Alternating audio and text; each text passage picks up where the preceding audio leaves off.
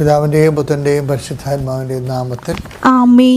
എൻ്റെ പ്രിയപ്പെട്ടവരെ, മാർച്ച് 6-ാം തീയതി ഞായറാഴ്ച, കർത്താവിൻ്റെ ദിവസം. അമ്മേ പരിശുദ്ധ അമ്മേ, അമ്മേ പരിശുദ്ധ ദൈവമാതാവേ, കൃപാസനത്തിലൂടെ ഞങ്ങളുടെ ദേശത്തിന് അമ്മ മധ്യസ്ഥം തേടി എല്ലാ അനുഗ്രഹങ്ങൾക്കും ഞങ്ങളിപ്പോൾ ഹൃദയം നിറഞ്ഞ നന്ദി പറയുന്നു. അമ്മേ പരിശുദ്ധ അമ്മേ പരിശുദ്ധ ദൈവമാതാവേ, ഡിസംബർ 7-ാം തീയതി ഉച്ചകഴിഞ്ഞ് 2:30 കൃപാസനത്തിൽ സംഭവിച്ച അമ്മയുടെ പ്രത്യക്ഷപ്പെടലിനെ കുറിച്ച് സമർപ്പിച്ചിരിക്കുന്ന പഠനരേഖകളുടെ സഭാത്മകമായ പഠനം ആരംഭിക്കുവാൻ ഞങ്ങൾ പ്രാർത്ഥിക്കുന്നു. അമ്മേ പരിശുദ്ധ ഭൂസ്വർലോകങ്ങളുടെ രാജ്ഞിയായ അങ്ങേയ്ക്ക് ഭൗമസംരക്ഷണത്തിനായി പ്രപഞ്ചപ്രകൃതിയെ തന്നെ തിരുസഭ പ്രതിഷ്ഠിക്കുവാൻ ഈ പ്രത്യക്ഷീകരണം വഴി ഇടയാക്കണമേ. പരിശുദ്ധ അമ്മേ, ജപമാല മാതാവേ, സകല പ്രാർത്ഥനകളോടും ചേർത്ത് ഞങ്ങളിപ്പോൾ പ്രാർത്ഥിക്കുന്ന ഈ കുടുംബത്തിന്റെ പ്രത്യേക നിയോഗം പറ മക്കളെ.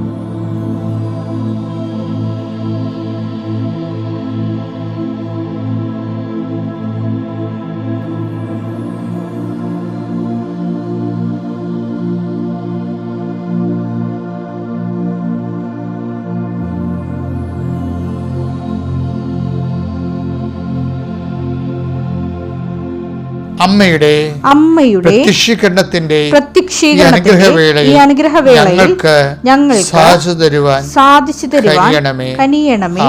ആമേൻ. വിശ്വാസ പ്രമാണം. സർവശക്തനായ പിതാവും ആകാശത്തിന്റെയും ഭൂമിയുടെയും സൃഷ്ടാവുമായ ദൈവത്തിൽ ഞാൻ വിശ്വസിക്കുന്നു. അവിടുത്തെ ഏകപുത്രനും ഞങ്ങളുടെ കർത്താവുമായ ഈശോ മിശിഹായിലും ഞാൻ വിശ്വസിക്കുന്നു.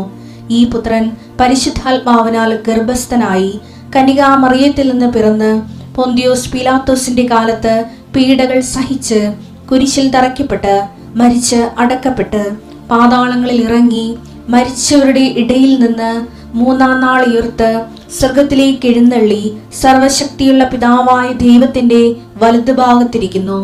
അവിടെ നിന്ന് ജീവിക്കുന്നവരെയും മരിച്ചവരെയും വിധിക്കുവാൻ വരുമെന്നും ഞാൻ വിശ്വസിക്കുന്നു. പരിശുദ്ധാത്മാവിലും ഞാൻ വിശ്വസിക്കുന്നു. വിശുദ്ധ കത്തോലിക്കാ സഭയിലും പുണ്യവാന്മാരുടെ ഐക്യത്തിലും പാപങ്ങളുടെ മോചനത്തിലും ശരീരത്തിന്റെ ഉയർപ്പിലും നിത്യമായ ജീവിതത്തിലും ഞാൻ വിശ്വസിക്കുന്നു. ആമേൻ. സുഖസ്ഥനായ ഞങ്ങളുടെ പിതാവേ, അങ്ങയുടെ നാമം പൂജിതമാകണമേ.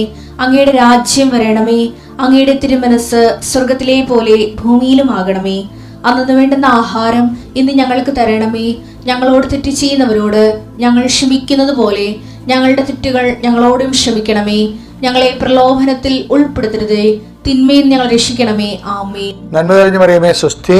കർത്താവ് അങ്ങയുടെ കൂടെ സ്ത്രീകളിൽ അങ്ങ് അനുഗ്രഹിക്കപ്പെട്ടവളാകുന്നു. അങ്ങയുടെ ഉദരത്തിൻ ഫലമായി ഈശോ അനുഗ്രഹിക്കപ്പെട്ടവനാകുന്നു.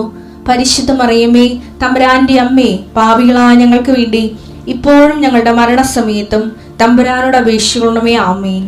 എൻ്റെ കർത്താവേ, നിന്റെ ഉന്നതമായ നാമത്തിന് സ്തോത്രം ചെയ്യുന്നു. എൻ്റെ കർത്താവേ, നിന്റെ വിശുദ്ധ പൗരോഹിത്യത്തെ മഹത്വപ്പെടുത്തണമേ. ഈ പ്രഭാതത്തിലെ ഏപ്രിൽ 6-ാം തീയതിയായ ഇന്ന് ഞായറാഴ്ച, കർത്താവിൻ്റെ ദിവസത്തിലെ ഈ പ്രാർത്ഥനയിൽ പങ്കെടുക്കുന്ന ഓരോ മകനെയും മകളെയും കർത്താവേ, ഈ കുടുംബത്തെ നീ ആശീർവദിക്കണം. അവിടെ ഉദ്യമങ്ങളെ നീ ആശീർവദിക്കണം. ഇപ്പോൾ ഈശോയെ മനസ്സിൽ സങ്കടം കനത്ത് കിടക്കുന്നവരുണ്ട്. ഓരോ വ്യക്തികളെക്കുറിച്ച് അവിടെ നടപടികളെക്കുറിച്ച് വിഷമം അനുഭവിക്കുന്നവരുണ്ട്. ഓരോ ജീവിത വിഷയങ്ങളെ ഓർത്തുകൊണ്ട് ചില ഡേറ്റുകൾ ഓർത്ത് പേടിക്കുന്നവരുണ്ട്. അവരെ പ്രത്യേകം മാതാവിനെ ഞാൻ ഏൽപ്പിക്കുന്നു. ചിലപ്പോൾ സാമ്പത്തികം കൊടുക്കേണ്ട സമയമാകാം, സർട്ടിഫിക്കറ്റ് കൊടുക്കേണ്ട സമയമാകാം, ഇൻ്റർവ്യൂവിന് പങ്കെടുക്കേണ്ട സമയമാകാം, ടെസ്റ്റിന് പോകേണ്ട സമയമാകാം, റിസൾട്ട് വരുന്ന സമയമാകാം. ഇങ്ങനെ ഓരോരോ സ്ഥാപനങ്ങൾ തുടങ്ങുന്ന സംഭവമാകാം. എന്ത് വിഷയമായാലും നീ എന്തിനു വേണ്ടിയാണ് ഭാരപ്പെടുന്നത് അവിടെ മേൽ പരിശുദ്ധ കൃപാസനത്താൽ ജീവനോടെ പ്രത്യക്ഷപ്പെട്ട പരിശുദ്ധ അമ്മയുടെ മാധ്യസ്ഥം നിനക്കുണ്ടാവട്ടെ എന്ന് പ്രാർത്ഥിക്കുന്നു. എൻ്റെ കർത്താവിൻ്റെ ഉന്നതമായ നാമത്തിൽ സഭയുടെ അധികാരത്തിൽ 39 വർഷം ഞാൻ അർപ്പിച്ച കൃപാനയുടെ യുഗതയാൽ കൃപാസനത്താൽ ജീവനോടെ പ്രത്യക്ഷപ്പെട്ട പരിശുദ്ധ അമ്മയുടെ മാധ്യസ്ഥത്താൽ അത്താറെ നടന്ന 10,000-കണക്കിന് ആരാധന ശക്തിയാൽ ഞാൻ നിൻ്റെ കുടുംബത്തെ ആശീർവദിക്കുന്നു, നിൻ്റെ നിയോഗങ്ങളെ ആശീർവദിക്കുന്നു, നിൻ്റെ എല്ലാവിധ അവസ്ഥകളെയും നിൻ്റെ ബലഹീനതകളെ ആശീർവദിക്കുന്നു, നിൻ്റെ പോരായ്മകളെ ആശീർവദിക്കുന്നു, നിൻ്റെ കഴിവ് കുറവിനെയും കെൽപ്പ് കുറവിനെയും ആശീർവദിക്കുന്നു. എൻ്റെ കർത്താവ് നിന്നെ സന്ധിക്കട്ടെ. പരിശുദ്ധ ദേവമാതാവ് കാനായ കല്യാണ കുടുംബത്തെ കടന്നു ചെന്നുകൊണ്ട് അവിടെ ഇല്ലായ്മ കർത്താവിൻ്റെ ദൃശ്യം സമർപ്പിച്ച പരിശുദ്ധ അമ്മയുടെ മാധ്യസ്ഥത്തിലെ ആ മാധ്യസ്ഥം സ്വീകരിച്ച യേശുവിൻ്റെ നാമത്തിൽ ഞാൻ നിൻ്റെ ജീവിത വിഷയങ്ങളെ ആശീർവദിക്കുന്നു. നിൻ്റെ കുഞ്ഞുങ്ങളുടെ പഠനങ്ങൾ, നിൻ്റെ സാമ്പത്തികമായ ആവശ്യങ്ങൾ, ജീവിത ഭാരങ്ങൾ, കുടുംബത്തിലെ കലഹങ്ങളുണ്ടായിട്ട് അകന്നു പോയിട്ടുള്ള വ്യക്തികൾ, വീട്ടിൽ നിന്ന് ഇറങ്ങിപ്പോയിട്ടുള്ള വ്യക്തികൾ, ചില വ്യക്തികൾ വരാൻ പോകുമ്പോൾ ഇനി എന്തായിരിക്കുമോ പുകലെന്ന് ഓർത്തുകൊണ്ട് വിഷമിക്കുകയും വേദനിക്കുകയും വിങ്ങുകയും ചെയ്യുന്ന അവസ്ഥകൾ, നിൻ്റെ സ്ഥലം മാറ്റങ്ങൾ, കിട്ടുന്ന പുതിയ സ്ഥലങ്ങൾ, അതിലുണ്ടാകുന്ന പുതിയ വെല്ലുവിളികൾ, എൻ്റെ കർത്താവേ അങ്ങയുടെ മക്കൾ എന്തെല്ലാം വിഷയത്തിന് വേണ്ടി വേദനിക്കുകയും സങ്കടപ്പെടുകയും ചെയ്യുന്നുണ്ടോ അതിനെല്ലാം അതിജീവിക്കാനുള്ള നീ അഗ്നിയിലൂടെ നടക്കും, അഗ്നി നിന്നെ വിഴുങ്ങത്തില്ലെന്ന് പറഞ്ഞ് അലച്ചത് കർത്താവിൻ്റെ വാഗ്ദാനം പാലിക്കപ്പെടാൻ വേണ്ടി നിന്നെ ഭയപ്പെടുത്തുന്ന വ്യക്തികൾ, സംഭവങ്ങൾ, സ്ഥാപനങ്ങൾ, അസ്വസ്ഥങ്ങൾ, എല്ലാ വിഷയങ്ങളുടെ പേരും ഞാൻ നിനക്ക് മുമ്പേ എൻ്റെ ദൂതനെ അയക്കുമെന്ന് അളിച്ച കർത്താവിൻ്റെ വാഗ്ദാനം പാലിച്ചുകൊണ്ട് നീ എവിടെ ചെന്നാലും നിന്നെ സന്ധിക്കാൻ, നിന്നെ കേൾക്കുവാൻ, നിൻ്റെ പരിഹരിക്കുവാൻ, നിന്നെ സഹായിക്കുവാൻ പരിശുദ്ധമ്മ ദേവമാതാവിൻ്റെ മധ്യസ്ഥത്തിൽ ദൂതൻ അയക്കപ്പെടുകയും നിൻ്റെ ഇന്നത്തെ ദിവസത്തെ അനുഗ്രഹിക്കുകയും ചെയ്യട്ടെ. ആമേൻ. എൻ്റെ പ്രിയപ്പെട്ടവർ, ഞാൻ ഇന്നലെ നിങ്ങളോട് സംസാരിച്ചില്ലേ രാവിലെ ഈ ഡെയിലി ബ്രെഡിൽ റബേക്കയെ കുറിച്ച്. അപ്പോൾ ആ റബേക്കയുടെ എങ്ങനെയാണ് ഇസഹാക്കിനെ കിട്ടിയെന്നറിയാവോ? അവളുടെ മനസ്സിൻ്റെ ഒരു പുണ്യം കൊണ്ടാണ്. കാര്യം എന്ന് വെച്ചാൽ അവൾ തന്നോട് ചോദിക്കുന്ന കൂടുതൽ ഒന്നാമത്തെ ഒരു ദൈവികമായ ഒരു വിളി തൻ്റെ ജീവിതത്തിലൂടെ വരണത് വിവേചിക്കാൻ അവൾക്ക് കഴിഞ്ഞു. രണ്ടാമത്തത് ആൾക്കാരെ കാണുമ്പോൾ മോന്ത കയറ്റാതെ, ചില ആൾക്കാർ അപരിചിതരെ കാണുമ്പോൾ ഉടനെ എനിക്കറിയാം അതായത് മനുഷ്യന്മാരെ കഴിഞ്ഞാൽ പുതിയ ആൾക്കാരെ കാണുകയോ തങ്ങളുടെ വീട്ടിലേക്ക് വേറൊരാൾ വരികയോ ചെയ്യുമ്പോൾ തങ്ങളുടെ ഓഫീസിലേക്കോ തങ്ങളുടെ ജോലി പ്രദേശത്തേക്കോ ആരും പുതിയ ആൾക്കാർ വന്നു കഴിഞ്ഞാൽ ശരിക്കും പറഞ്ഞാൽ ചിലർ ഭയങ്കരമായി അസ്വസ്ഥപ്പെട്ടു പോകും. എന്നിട്ട് അതിനെ ഇങ്ങനെ പ്രതിരോധിക്കണ കാണാം എപ്പോഴും. ഇത് അളിഞ്ഞ മോന്തയായിട്ട് കിടക്കും, വിഷമമൊക്കെ പിടിച്ച്. പക്ഷേ ഇപ്പോൾ അതിന് വ്യത്യസ്തമാണ് കൃപയുള്ളവർ. കൃപയുള്ളവരെ സംബന്ധിച്ചിടത്തോളം ഇപ്പോൾ റബേക്കയുടെ അടുത്തേക്ക് ഒരു വെള്ളം കോരിക്കൊണ്ടിരിക്കുമ്പോൾ ഒരു അപരിചിതനായ മനുഷ്യൻ വരികയാണ്. അവരോട് അപ്പോൾ അത് ദൈവ പദ്ധതിയായത് കാരണം ഇവൾക്കത് പെട്ടെന്ന് ക്ലിക്കാകും. ഇവളവിടെ ചെന്നിട്ട് ഇവരുമായിട്ടുള്ളൊരു സംസാരം എന്ന് വെച്ച് കഴിഞ്ഞാൽ എന്തോ ബന്ധുക്കൾ അല്ലൊന്നുമല്ല, ആദ്യം കാണുകയാണ് അപരിചിതരാണ്, പക്ഷേ അവർ ബന്ധുക്കളെ പോലെ ഇൻട്രാക്ട് ചെയ്യണ കാണാം. എന്ന് വെച്ചാൽ അവർ ഒന്ന് റിസേർവ്ഡ് അല്ല, ദൈവ പൈതൽ റിസേർവ്ഡ് ആകല്ലേ. റിസേർവ്ഡ് എന്ന് വെച്ച് കഴിഞ്ഞാൽ ഈ അന്തർമുഖരുടെ ഏറ്റവും വലിയ മാനസിക രോഗമാണ് റിസർവേഷൻ എന്ന് പറയുന്നത്. ഇവിടെ അതിനെ അതിജീവിക്കണ കാണാം. അതായത് ഈ വിഷയങ്ങളെല്ലാം ഉള്ളത് ഉൽപ്പത്തി 24:17 തൊട്ടാണ്. അബ്രാഹത്തിന്റെ ഭൃത്യൻ അപ്പോൾ അവളുടെ അടുത്തേക്ക് ഓടിച്ചെന്ന് പറഞ്ഞു. ഇവള് എബ്രാഹിം ഇങ്ങനെ ജീവിത പങ്കാൾ ഇസഹാക്കിൻ്റെ ജീവിത പങ്കാളെ അന്വേഷിക്കാൻ വേണ്ടി ഉടമ്പടി ചെയ്തുകൊണ്ട് ഇറങ്ങിയിരിക്കണല്ലേ. അപ്പോൾ ആ നാട്ടിൽ ചെല്ലുമ്പോൾ ഇതുപോലെ ഒരു സ്ത്രീ വെള്ളം കോരണ കാണും. അപ്പോൾ കണ്ടപ്പോൾ തന്നെ ഓടിച്ചെന്ന് പറയണതാണ്. അയാൾ ദൈവത്തോട് പ്രാർത്ഥിച്ചിട്ടാണ് അയാൾ ചെയ്യണത്, ആ കാര്യം ചെയ്യണത്. അപ്പോൾ വെച്ചാൽ ആ സ്ത്രീയോട് സംസാരിക്കണ മുമ്പ് ഈ ഭൃത്യൻ പ്രാർത്ഥിക്കുന്നുണ്ടായി. പ്രാർത്ഥന ജീവിതത്തിൻ്റെ വെച്ചാൽ നമുക്ക് സന്ധ്യപ്രാർത്ഥനയും വെളുപ്പിനെഴുന്നേറ്റുള്ള പ്രാർത്ഥനയിലേ ഉള്ളൂ. പക്ഷെ അങ്ങനെയല്ല പ്രാർത്ഥനയുടെ പാരമ്പര്യം എന്ന് പറയുന്നത്. ഉൽപ്പത്തി 24:12 അനന്തരം അവൻ പ്രാർത്ഥിച്ചു. അനന്തരം ഈ ഭൃത്യനാണ്. അനന്തരം ഈ ഭൃത്യൻ പ്രാർത്ഥിച്ചു, എന്റെ യജമാനനായ അബ്രാഹത്തിന്റെ ദൈവമായ കർത്താവേ. എന്ത് രസം കേൾക്കാൻ. അബ്രാഹത്തിന്റെ ദൈവമായ കർത്താവേ, ഇന്ന് എന്റെ ദൗത്യം അങ്ങ് വിജയിപ്പിക്കണമേ. എന്റെ യജമാനന്റെ മേൽ എൻ്റെ യജമാനന്റെ മേൽ കനിയണമേ. കരിയണമേ. ഞാനിതാ ഈ കിണറ്റുകരയിൽ നിൽക്കുകയാണ്. ഇന്നാട്ടിലെ പെൺകുട്ടികൾ വെള്ളം കോരാൻ വരുന്നുണ്ട്. നിന്റെ കുടം താഴ്ത്തി തരിക. ഞാൻ കുടിക്കട്ടെ എന്ന് പറയുമ്പോൾ ഇതാ കുടിച്ചുകൊള്ളുക. നിങ്ങളുടെ ഒട്ടകങ്ങൾക്കും ഞാൻ വെള്ളം കോരിത്തരാം എന്ന് പറയുന്ന പെൺകുട്ടി ആയിരിക്കട്ടെ അങ്ങയുടെ ദാസനായ ഇസഹാക്കിന് അങ്ങ് നിശ്ചയിച്ചിരിക്കുന്നവൾ.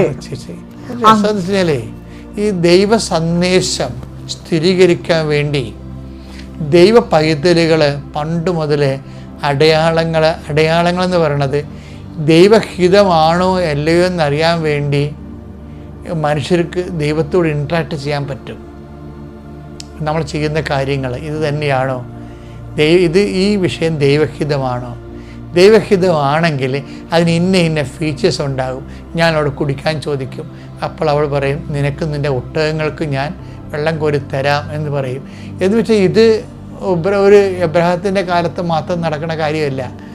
എന്നെല്ലാം ദൈവഹിതത്തോട് നമ്മൾ വളരെ ഇൻറ്റിമസി ഉള്ളവരെ വെച്ചാൽ ഈ ആധ്യാത്മിക ജീവിതം എന്ന് പറയുന്നതിൻ്റെ അർത്ഥം എന്ന് വെച്ച് കഴിഞ്ഞാൽ ഭക്ത ജീവിതവും അനുഷ്ഠാന ജീവിതവും അല്ല. നമ്മളൊക്കെ പാലിക്കണമെന്ന് ഭക്ത ജീവിതവും അനുഷ്ഠാന ജീവിതമാണ്. അത് ആധ്യാത്മിക ജീവിതമാണ് നിർബന്ധമൊന്നുമില്ല. ആധ്യാത്മിക ജീവിതം എന്ന് പറയുന്നത് ദൈവമായിട്ട് ബന്ധമാണ്. ആ ബന്ധമുള്ളവരെ നല്ല ബന്ധമുള്ളവർ ഇൻട്രാക്ട് ചെയ്യും, സംസാരിക്കും, അതുപോലെ വിശുദ്ധിയോടെ ജീവിക്കും, അങ്ങനെ കരുതലോടെ ജീവിക്കും. അപ്പോൾ അതുപോലെ തന്നെ ദൈവം നമ്മളോട് സംസാരിക്കുമെന്നും അതിന് കോൺക്രീറ്റായിട്ട് നമുക്ക് എവിഡൻസ് തരുമെന്നും കൃത്യമായ തെളിവുകൾ തരുമെന്നും ആഴത്തിൽ വിശ്വസിക്കുന്നവർക്ക് തീർച്ചയായിട്ടും ദൈവം തെളിവുകൾ കൊടുക്കുന്നുണ്ട്. എല്ലാ കാലത്തും കൊടുക്കും, ഒരു സംശയമില്ല. അത് പക്ഷേ ആ സ്ത്രീ ഈ സമയത്ത് കിണറ്റിൻ്റെ കരയിൽ വരുത്തുന്നതും വെള്ളം ചോദിക്കുമ്പോൾ അവളത് കൊടുക്കണമൊക്കെ ചെയ്യുന്നതെല്ലാം അതിൻ്റെ പിന്നിലെല്ലാം ആ സ്ത്രീ അങ്ങനെ ഒരു പുണ്യമുള്ള സ്ത്രീയാണ് ഈ ചോദ്യക്കൊക്കെ കൂടുതൽ കൊടുക്കണത്. ഈ ചോദ്യക്ക് കൂടുതൽ ദൈവ പൈതലിൻ്റെ ഒരു മുഖമുദ്രയാണത്. എന്താണ് ഈശോ പറഞ്ഞു, ചോദിക്കുന്നവർക്കൊക്കെ കൊടുക്കുക എന്ന് പറഞ്ഞില്ലേ? അതുപോലെ തന്നെയാണ് നിന്നോട് 1 മൈൽ പോകാൻ ആഗ്രഹിക്കുന്നതിൻ്റെ കൂടെ നീ 2 മൈൽ പോകാൻ പറഞ്ഞില്ലേ? അപ്പം ഒരു മനുഷ്യ അത് വെച്ചാൽ അപ്പോൾ ആ വചനങ്ങൾക്കും മനസ്ഥിതികൾക്കൊന്നും മാറ്റമില്ല. ഒരു നോൻപെല്ലാം കഴിയുമ്പോൾ ആ നോൻപിൻ്റെ ഒരു ഫലങ്ങൾ നമുക്കും മറ്റുള്ളവർക്കും ലഭ്യമാണെന്ന് നമ്മൾ ഉറപ്പ് വരുത്തണം. അല്ലാതെ നമ്മൾ ഇന്ന് കഴിക്കാനുള്ളത് നാളെ 2 നേരം ഇന്ന് കഴിക്കാനുള്ളത് നോൻപെടുത്തിട്ട് നാളെ അതുകൂടി കഴിക്കണ പാർട്ടിയില്ലേ? അത് ജഡികനാണ് ശരിക്കും. പണ്ടത്തെ ആണെങ്കിൽ ദൈവത്തിൻ്റെ വചനം അറിയാൻ പറഞ്ഞ കാലങ്ങളിൽ ദുഃഖവെള്ളിയാഴ്ച വരെ മനുഷ്യൻ കാശ് വേണ്ടി ചുട്ടു തിന്ന് യൂതന്മാരുടെ കണ്ണും പൊട്ടിച്ച് 2 ഏമ്പൊക്കെ വിട്ട് കുരിശിന് വഴിക്ക് പോയിരുന്ന അങ്ങനെ വിവരമില്ലാത്തൊരു കാലം ഉണ്ടായിരുന്നു. ആ കാലങ്ങളെല്ലാം മാറിയിട്ട് ഇന്ന് മനുഷ്യൻ പാലിക്കുന്നവർ അതിൻ്റെ ചൈതന്യത്തോടു കൂടിയാണ് ദൈവവചനത്തെ ജീവിതത്തിൽ പ്രതിഫലിപ്പിക്കണത്. അപ്പം ഇവളോട് വെള്ളമാണ് ചോദിക്കണത്. വായിച്ചുള്ളൂ. അബ്രാഹത്തിന്റെ ഭൃത്യൻ അപ്പോൾ അവളുടെ അടുത്തേക്ക് ഓടിച്ചെന്ന് പറഞ്ഞു, ദയവായി നിന്റെ കുടത്തിൽ നിന്ന് കുറച്ച് വെള്ളം കുടിക്കാൻ തരിക. പ്രഭു കുടിച്ചാലും അവൾ പറഞ്ഞു. തിടുക്കത്തിൽ കുടം താഴ്ത്തിപ്പിടിച്ച് അവൾ അവന് കുടിക്കാൻ കൊടുത്തു. കുടിച്ചു കഴിഞ്ഞപ്പോൾ അവൾ പറഞ്ഞു, അങ്ങയുടെ ഒട്ടകങ്ങൾക്കും കുടിക്കാൻ ഞാൻ വെള്ളം കോരി കൊടുക്കാം. ഹൃദയവും എന്ത് മനോഹരവും മധുരവുമാണ് ഇത് കേൾക്കാൻ. ഇതുപോലെ ഒരു മനസ്സ് കർത്താവിൻ്റെ ഉത്ഥാനത്തിൻ്റെ സാക്ഷികളാക്കി നമ്മൾ മാറ്റുന്നതാണ്. അത് സ്വായത്തമാക്കാനും ആർജിക്കാനും നമുക്ക് കഴിഞ്ഞാൽ പിന്നെ ദൈവം നമ്മൾ ഒരിക്കലും വിട്ടുപിരിയത്തില്ല. Praise the Lord.